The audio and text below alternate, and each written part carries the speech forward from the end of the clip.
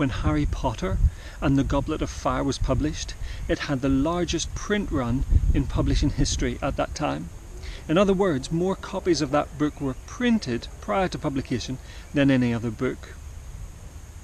When that fact was announced in the news, the next day I went out and bought the first Harry Potter book and enjoyed it enormously. Having said that, if you go online, you can find fans and commentators and celebrities discussing why the Harry Potter books are so successful. And these are delightful, but they don't usually explain really why the book was such a success. So in one of these, the commentator was discussing the book featuring a boarding school and featuring magic, and how could this possibly not appeal to children? And we can see that that doesn't explain its success by thinking through, if we wrote a book tomorrow that featured a boarding school and featured magic, we wouldn't expect it to be as successful as Harry Potter. Now the immediate argument would be, well, hold on, it's been done, we would have to tomorrow do something fresh and something new. But that argument doesn't hold water, because there are plenty of books before Harry Potter that are not as successful, that featured a boarding school, and plenty that featured magic, and some that featured both, and we've maybe never even heard of them.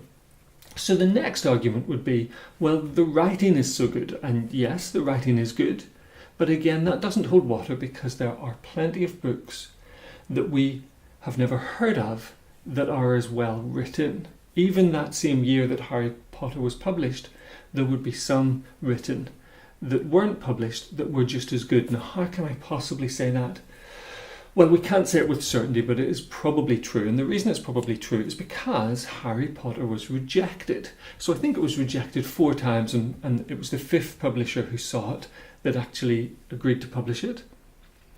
And had J.K. Rowling, or more likely her agent, stopped after 3 or 4 publisher rejections, we would never have heard of Harry Potter, and we would be discussing some other book, and we would be talking about some book that wasn't published that was just as good, and that other book would be Harry Potter. So why is it so successful? Well, it's a network effect. The phenomenon emerges from interactions within a network. So you've got one person who shares the book with another person, and together they share it with another person, and it starts to grow from there. So whenever J.K. Rowling was trying to find an agent, the agent that she showed it to would have showed it to his or her assistant, and together they agreed to represent J.K. Rowling. And then they showed it to a publisher, and the publisher that they showed it to shared it with, I guess, some sort of editorial committee, and they all managed to convince themselves that it might be worth publishing, and so on and so forth. And the reason it's so successful is this idea scaled up. So the right teacher read it to the right class of children, those children shared it with their friends, who shared it with their friends, and it became the success that we know today. Now, could we predict this? Well, no, not before the thing is released to the public, but potentially we might be able to predict whether or not something's going to be mega successful between the time of it being released and it becoming successful. So for instance, in your social network, if you see 2 or 3 friends discussing the same thing, and those friends are not related, you know those friends don't know each other, then there's a good chance that the thing that they are discussing is either successful or on its way to becoming successful. And if you have access to the entire network data, so if you are the owner of Facebook or the owner of Twitter and can access the data, you will be able to see the same thing with a bird's eye view, and you'll be able to make these predictions in even more detail.